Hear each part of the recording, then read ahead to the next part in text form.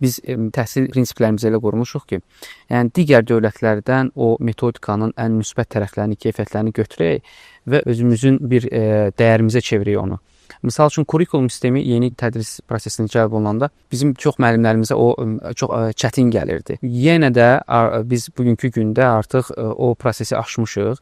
Amma yenə də biz sırf belə deyək, İngiltərədə olduğu kimi kurikulumun sırf həmin o çərçivədə biz onu tədris eləmirik. Yenə də biz öz milli mənəvi adət-ənənələrimizə uyğun, bizim ailə dəyərlərimizə uyğun, yəni Amerikalı uşaqla Qubanın Alpan kəndində olan uşağın bir psixologiyası, onun o mənəvi dünyası, dünya görüş eyni deyil. Biz neçə beynəlxalq təcrübələri mənimsəyib bunu özümüzün dəyərinə çevirməliyik və öz milli mentalitetimizə uyğun, öz milli dəyərlərimizə uyğun onu inkişaf elətdirməliyik.